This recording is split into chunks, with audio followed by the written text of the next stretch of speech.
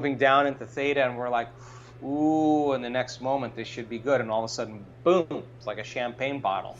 And all of a sudden, they go right into that high gamma state. And they're feeling so whole. And so what plugs us into our environment are our senses. When we're seeing, when we're hearing, smelling, tasting, feeling, all that information is allowing us to access this three-dimensional world. If you didn't have any of your senses, you couldn't experience the 3D world. So in a sense then, when you're paying attention to your outer environment in your body, your brain waves are in what's called beta brain waves, because it's got a lot of information to organize. So, but if I said to you, Ben, I forgot to tell you, but I'm going to give you a test on everything we talked about, and if you don't pass the test, I can't give you the interview. Well, you may pick up a little bit, and your brain may perk up a little bit more. The light bulb may get a little bit brighter, and you may focus a little bit more, and that's kind of a good kind of stress. But when you're angry and you're frustrated and you're impatient and you're depressed or anxious, your brain waves go 3 times as high into what's called the high beta brain waves. Now, you're in survival. The brain is aroused. There's a threat. There's a stimulus. There's an unknown. There's something you can't predict. You're losing control. There's something that's causing your brain to get super aroused, which means pay attention more to your outer environment. Take care of your body. There's a threat. You got a certain amount of time to do it. And people get locked into these high beta states, and they need narcotics, they need drugs, they need alcohol to kind of sedate their nervous system. Well, the moment you start changing your breathing, the moment you close your eyes, the moment we play soft music in the background, and you're all of a sudden less preoccupied with your body, with your environment and time, your brain waves slow down from beta brain waves to alpha brain waves. And in alpha, you start paying attention more to your inner world and less to your outer world. You stop thinking with the voice in your head, and you start imaging and pictures and scenes. And that imaginary state is what we call alpha. If your body starts to fall asleep and your mind is awake, that's called theta. That's a perfect hypnagogic state where you're very suggestible.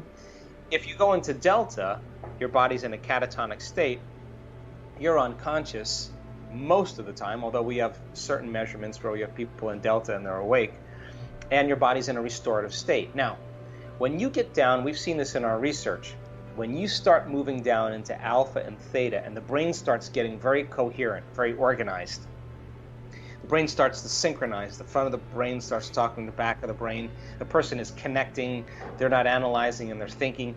When the brain starts getting very organized in that alpha and theta state, something magical happens. All of a sudden, the theta and alpha state, low alpha and theta, starts to act as a carrier wave, and all of a sudden the sympathetic nervous system switches on, and all of a sudden energy from the body starts being released up into the brain, and the brain gets highly aroused, and they go into what's called gamma brainwave patterns. Now the arousal is not coming from the lion in the Serengeti or the coworker that's pissing you off.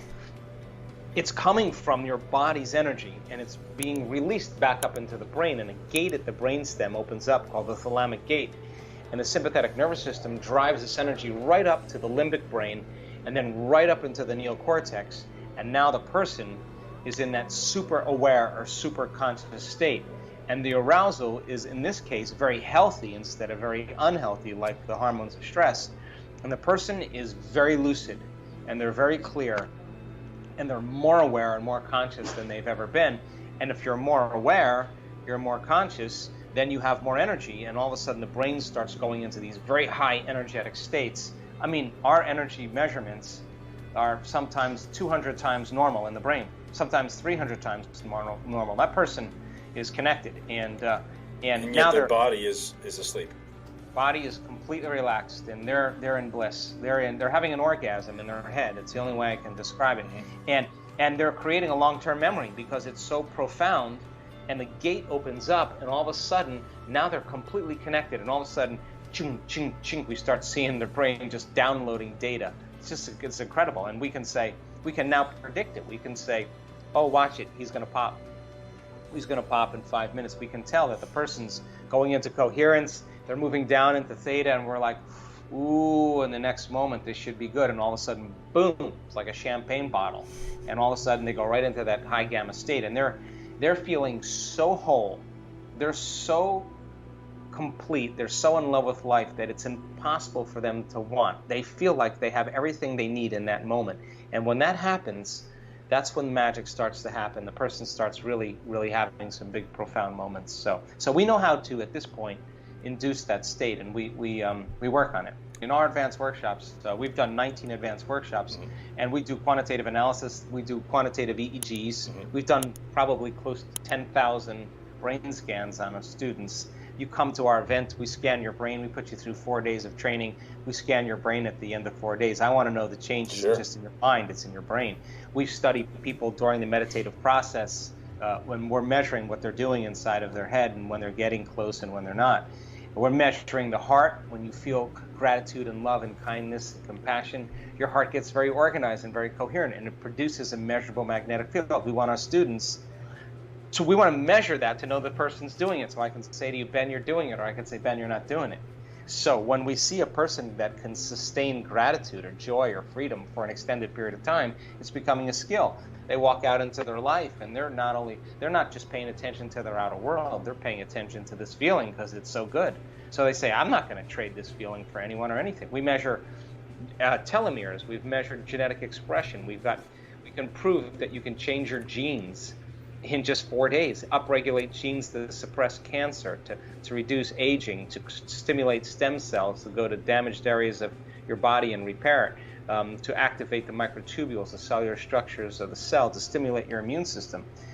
We were able to do that in 4 days, turn on new genes, to measure the immune system responses, neurotransmitters, energy in the room, energy around people's bodies, because all of this information shows people how powerful they really are. And that's kind of why I wrote Becoming Supernatural, because common people are doing the uncommon, and the measurements are off the chart, and everybody's starting to figure this out, and now people are becoming less reliant on things outside of them and more trusting of the resources that they have within them. We measure telomeres, and telomeres are the little shoestrings on the end of your DNA that when a cell replicates, they shorten. And when people are under psychological or emotional stress or any kind of stress, those telomeres tend to shorten a little faster. And so my theory is, why not reverse it? Let's see if we can elongate them. So we have the data coming in this week, and gosh darn it, if those telomeres lengthen to any degree, 10% means the person got 10% of their life back in 4 days. And I do absolutely believe it's possible. And I'm not going to stop measuring because I think the measurements kind of silence the critics. I mean, you can't tell me that you can't change your genes in 4 days. I know you can. You can't tell me that you can't change your brain waves and make it a skill. I know you can. So everyone's a skeptic, Joe. Everyone's always going to be a skeptic, right? Yeah. So, but when you see the research and you see the data, yeah, maybe not everybody can do it, but if you got 50% of your community doing it, it's a pretty damn good sign that anything's possible.